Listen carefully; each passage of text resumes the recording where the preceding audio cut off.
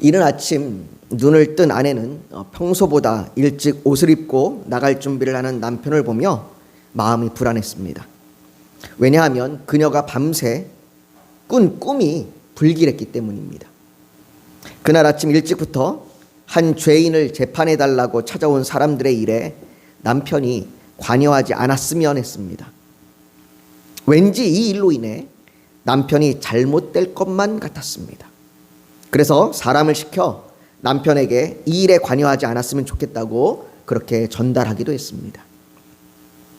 사실 아내의 말이 아니더라도 남편도 어렴풋이 이 일에 관여하는 것이 좋을 게 없다는 것을 알고 있었습니다. 왜냐하면 그들이 찾아와 재판을 요구한 이 재판은 이미 결론을 정하고 요구하는 재판이었기 때문입니다. 그래서 그는 죽지 않을 정도로만 채찍질하고 놓아주고 그래서 이 일에 손을 떼려고 했습니다. 더욱이 그날은 한 명의 죄인을 풀어주는 관례도 있었으니 불가능한 일도 아니었습니다. 그러나 그날 사람들이 원한 것은 무엇이 옳은가 이게 아니라 인간 본성에 있는 악을 쏟아내는 겁니다. 그렇게 그들은 예수를 십자가에 못 박으라, 예수를 죽이라 라고 소리쳤습니다. 그래서 오늘 본문 26절, 우리가 본문이 시작하는 26절에 보면 이에 바라바는 그들에게 놓아주고 예수는 채찍질하고 십자가에 못 박히게 넘겨주니라 라고 말합니다. 빌라도는 군병들에게 예수를 넘겨주면서 두 가지의 명령을 내립니다. 첫째는 채찍질하라 라는 겁니다. 예수를 채찍질하라. 그게 첫 번째 명령이었고 두 번째 명령은 십자가에 못 박으라 라는 것이었습니다. 이 두 가지 명령만 내렸습니다. 딱 두 가지 명령. 채찍질하고 십자가에 못 박으라. 명령을 받았으니까 군병들은 싫든 좋든 그 명령을 따라야 했습니다. 그 명령에 따라 군병들은 예수를 채찍질하였습니다. 그들은 예수를 기둥에 묶고 끝에 납덩이가 달린 긴 가죽끈으로 된 채찍으로 예수님을 채찍질했습니다. 사람이 죽기 직전까지 정해진 최대 한도는 39대입니다. 39대 이상 정도 맞으면 사람이 죽게 될 수도 있어서 39대로 정해놓은 겁니다. 그런데 39대를 다 때릴 필요도 없었습니다. 묶인 손을 풀어주자 예수님은 그대로 바닥에 쓰러지셨습니다. 온몸은 채찍으로 갈기갈기 찢겼고 온몸엔 이미 피가 흥건하게 흘러내렸습니다. 그런 군병들은 그런 예수에게 이제 십자가를 지우고 예루살렘 성을 빠져나가 골고다 언덕까지 끌고 갑니다. 그리고 그곳에서 십자가에 매달았습니다. 이건 역시 명령이었습니다. 명령이었기에 그들은 행할 수밖에 없었고 명령이었기에 따를 수밖에 없었습니다. 그런데 오늘 본문엔 이 두 가지의 명령 사이에 채찍질하라, 십자가에 못 박으라 라고 하는 이 두 가지 명령 사이에 군병들이 행한 또 다른 일을 기록하고 있습니다. 그게 오늘 본문 27절부터 30절까지인데요. 우리 27절부터 30절까지를 같이 한번 읽어볼까요? 27절부터 30절까지입니다. 같이 읽습니다. 시작. 이에 총독의 군병들이 예수를 데리고 관정 안으로 들어가서 온 군대를 그에게로 모으고 그의 옷을 벗기고 홍포를 입히며 가시관을 엮어 그 머리에 씌우고 갈대를 그 오른손에 들리고 그 앞에서 무릎을 꿇고 희롱하여 이르되 유대인의 왕이여 평안할지어다 하며 그에게 침 뱉고 갈대를 빼앗아 그의 머리를 치더라. 이건 명령이 없었던 겁니다. 이건 명령이 없었던 겁니다. 그런데 군병들은 예수님을 희롱했습니다. 이건 명령에 따른 것이 아니라 그들의 재미에 따른 겁니다. 저 죄인을 십자가에 못 박기 전에 우리 한번 즐겨보자. 우리 한번 쟤를 가지고 한번 놀아보자 라고 그렇게 그들은 거의 죽기 직전의 상태인 예수님을 데리고 희롱했습니다. 관정 안으로 끌고 들어가 온 군대가 모여서 왕이라고 조롱하며 놀린 겁니다. 그리고 예수님을 때리고 침을 뱉었습니다. 여러분, 침을 뱉는 건 고통을 주기 위한 행동이 아닙니다. 침은 육체에 고통을 주지 않습니다. 그냥 더러움만 느껴지죠. 그런데 침을 뱉는 건 수치를 줍니다. 마음의 수치를 주고 영혼의 수치를 줍니다. 침뱉음은 상대를 모욕하는 것이고 상대를 깔아뭉개기 위한 겁니다. 군병들은 예수를 향하여 깔아뭉개고 조롱하며 자신들이 대단한 사람이라도 되는 것처럼 행동합니다. 그들은 자신들이 즐거움을 얻기 위해, 내가 재미를 얻기 위해, 내가 뭔가 좀 내 자신이 즐겁기 위해서 상대를 비참하게 만들고 있는 겁니다. 그런데 여러분, 이 군병들의 모습에 우리의 모습을 보게 되는 겁니다. 우리도 때로는 이와 같은 일을 합니다. 우리가 실제로 남에게 침을 뱉는 것은 아니지만 우리는 종종 농담이라는 말로 상대를 조롱하거나 깔보는 말을 쉽게 하기도 하며 누군가를 험담하거나 무시하는 것을 통해서 자신이 재미를 얻거나 기분이 좋아지려고 합니다. 저는 때때로 친한 사람들을 만나서 대화하고 돌아올 때면 내가 너무 많은 말을 한 건 아닌가, 혹 하지 말아야 될 그런 말들을 한 것은 아닌지 후회하는 때가 있습니다. 순간의 즐거움을 위해서, 순간의 재미를 위해서 무심코 던진 말이 상대의 기분을 나쁘게 하지는 않았는지 그렇게 후회되기도 합니다. 어쩌면 제가 예민한 걸 수도 있고요. 뭐 그렇게까지 신경을 쓰냐라고 말할 분들도 있을지 모릅니다. 왜냐하면 이런 것들이 우리에게 너무 일상이 되어버렸으니까요. 그런데 마태복음 25장 40절에 보면 예수님께서 이렇게 말씀하십니다. 임금이 대답하여 이르시되 내가 진실로 너희에게 이르노니 너희가 여기 내 형제 중에 지극히 작은 자 하나에게 한 것이 곧 내게 한 것이니라.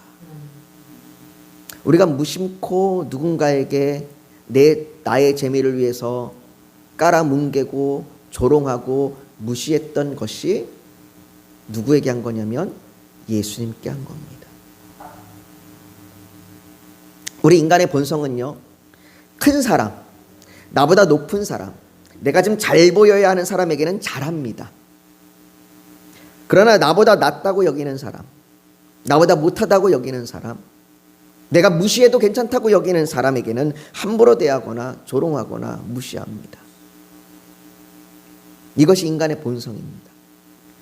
에베소 2장 3절에 우리 육체의 욕심을 따라 육체의 마음에 원하는 것을 하여 다른 이들과 같이 본질상 진노의 자녀, 이것이 우리의 본성의 모습입니다. 우리는 내 즐거움을 위해서, 내 재미를 위해서 남들을 조롱하고 모욕하고 비난하고 무시합니다. 그래서 다윗은 자신이 죄악 중에 태어났다고 얘기하고, 예레미야 선지자는 만물보다 거짓되고 심히 부패한 것은 마음이라고 말합니다.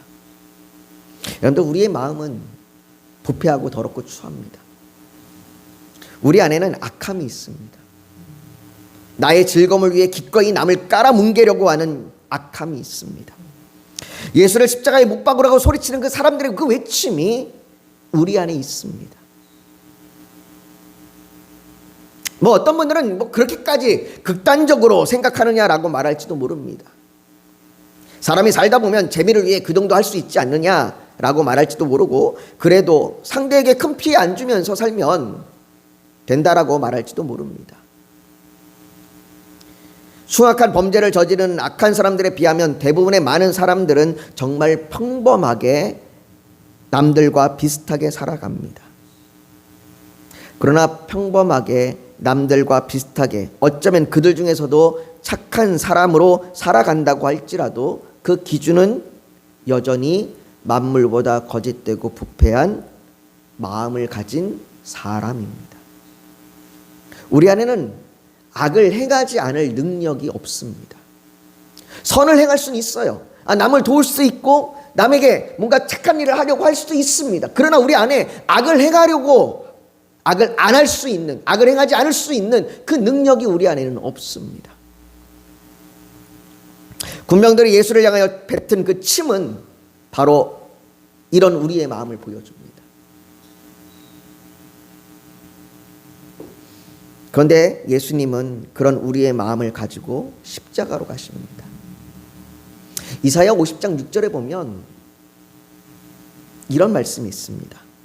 모욕과 침뱉음을 당하여도 내 얼굴을 가리지 아니하였느니라. 예수님께서는 그 얼굴을 가리지 않으셨습니다. 그들이 뱉은 침을 피하거나 닦지 않으셨습니다. 단지 육체적으로 너무나 힘들어서 닦을 힘조차 없었던 것은 아닙니다. 그 닦을 힘조차 없어서 그런 것이 아니라 예수님께서는 자신이 침뱉음을 당할 걸 아시고 그것을 얼굴을 가리지 않으시고 감당하신 겁니다. 왜요? 그것이 우리가 당하여야 할 수치이기 때문입니다.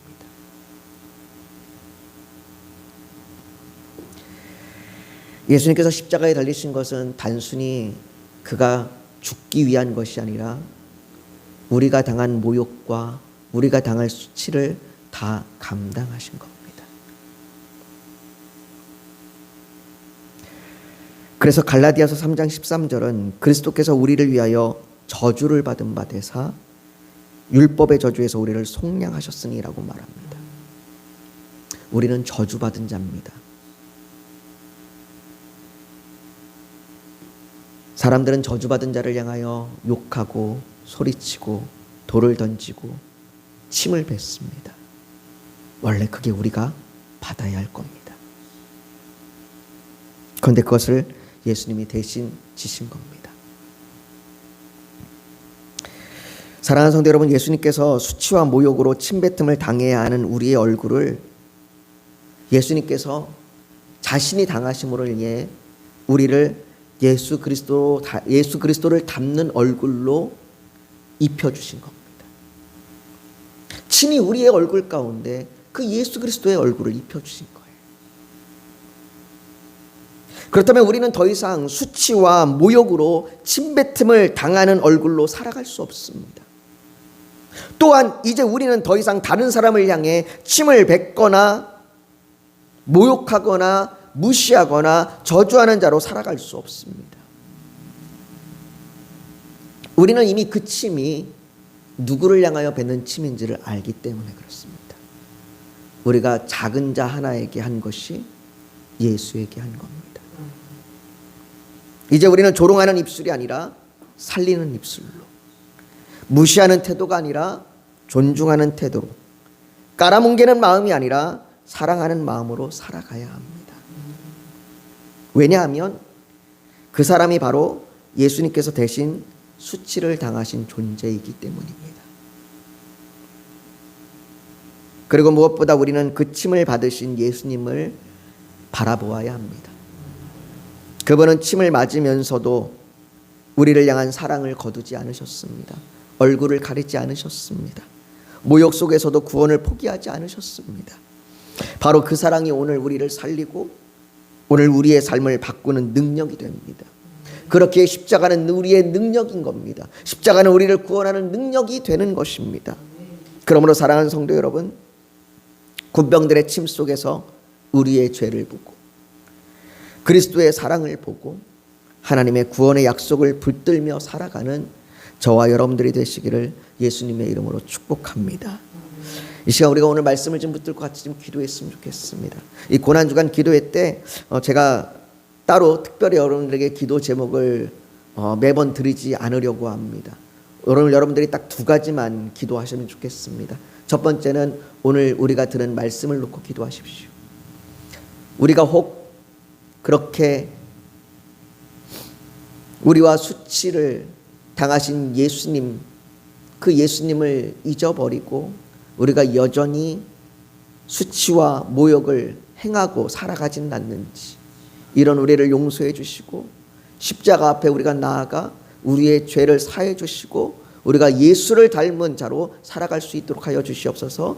첫 번째로 여러분들이 그것을 위해서 기도하시고, 두 번째로는 여러분들이 이 고난 주간에 정말로 하나님 앞에 매달려 기도해야 될 여러분들의 기도 제목, 그 딱 한 가지를 하나님 앞에 구하면서, 하나님, 이 기도 제목 가운데 응답해 주소서가 아니라 하나님의 뜻이 무엇입니까? 라고 기도하십시오. 하나님, 내가 이 문제를 가지고 기도하는데, 이 문제를 가지고 기도할 때에 이 문제를 통하여 얘기하시는 하나님의 뜻이 무엇입니까? 내게 알게 해 주십시오.